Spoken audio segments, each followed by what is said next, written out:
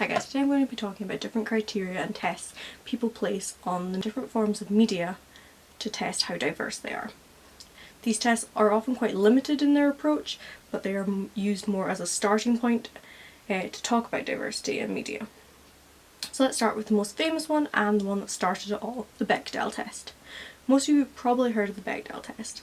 The Bechdel Test started out as a joke. In 1985, Alison Bechdel wrote a comic strip in Dykes to Watch Out For. It shows a conversation between two women talking about what criteria they need to see a film. One of the women says that she only has 3 criteria for seeing a film. There has to be 2 named female characters who speak to each other, and they have to talk about something other than a man. The punchline being that the last film she was able to see was Alien. The comic, of course, started out as satire about the film industry in general. However, it has become adopted as a way of measuring female representation within film. As the criteria for the Bechdel test seems very simple, it's often very shocking to see how few films pass the test. There was a controversy recently about most of Pixar's films failing the Bechdel test, and in 2016 the top 50% of grossing films, 32% of them would fail the Bechdel test. As with most of these tests though, however, the Bechdel test doesn't always take into account everything. So it doesn't always take into account the type of representation that women receive in films, and whether the fact if there is only 1 or 2 characters in the entire film. The Bechdel test isn't perfect, but it was never intended to be a way of measuring female representation on the screen. It was just meant to be a conversation starter to show how bad things were in certain films. Since the Bechdel test, there have been a whole load of other tests invented to also measure female representation within films. These include the Sexy Lamp test, the Mako-Mori test, and the Sphinx test. The Sphinx test is a series of questions for a playwright to consider. Questions such as, is there a woman centre stage? Is she active rather than reactive? Is she compelling and complex? With the Bechdel test inspiration, there will be more and more tests created to measure different forms of diversity within the media. One such test is the Vito-Russo test. This was created by the LGBT+ organisation GLAAD, and this tests for LGBT representation within films. Again, there are 3 criteria for films to pass these tests. The first being that the film has to contain a character that identifies as lesbian, gay, bisexual and/or transgender. The second being that the character must not be solely or predominantly defined by their sexual orientation or gender identity, i.e. they are made up of more than one unique character trait that would be used to identify differences between straight characters.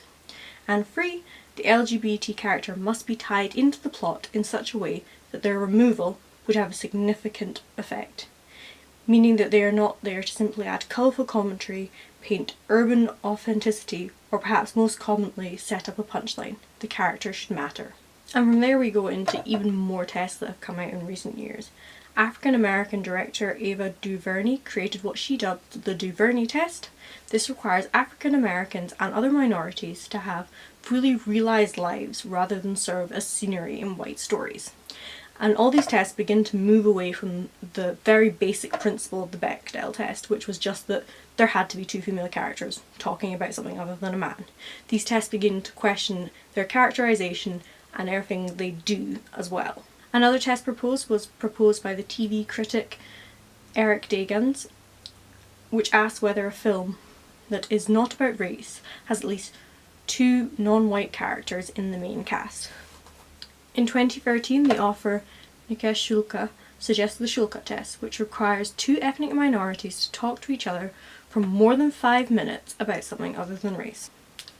After the 2016 Oscar controversy about all the nominees being white, bloggers Nadia and Leah Latif proposed a more complex test for racial diversity in film. In a piece for The Guardian, they suggest films should feature 2 named characters of colour with lines of dialogue who were not romantically involved with each other and did not talk about comforting or supporting a white character. The bloggers also said that neither of the 2 main black characters should conform to the hated magical N-word stereotype. I've left a link down in the description to their article which explores this much further and talks more about diversity in films. And then, taking inspiration from Riz Ahmed's 2017 speech in the House of Commons, on diversity and screen, the RIS test has also recently been created. The RIS test has 5 criteria to measure how Muslims are portrayed in film and television. And they also have a Twitter where they often talk about, where they review different representations of Muslims in the media, which I will leave down in the description. So the 5 criteria for the RIS test are as follows. If the film stars at least one character who is identifiably Muslim by ethnicity, language or clothing, is the character 1. Talking about the victim of or a perpetrator of Islamist terrorism, presented as irrationally angry, presented as superstitious, culturally backwards or anti-modern, 4. Presented as a threat to the Western way of life, and 5. If the character is male, is he presented as a misogynist, or if female, is she presented as oppressed by her male counterparts. All these tests are obviously just different ways to critique media as a whole, and can sometimes be a bit limited in their approaches. However, as you can tell from the Bechdel test, they have grown a lot and have become a lot more complex. They're also just a good baseline for determining whether films and television are seen as would be seen as good representation or bad representation for the people watching them. I hope you guys enjoyed this video, and if you're not already, please subscribe. I'm planning on making more videos about representation within the media and also more about LGBT+ history.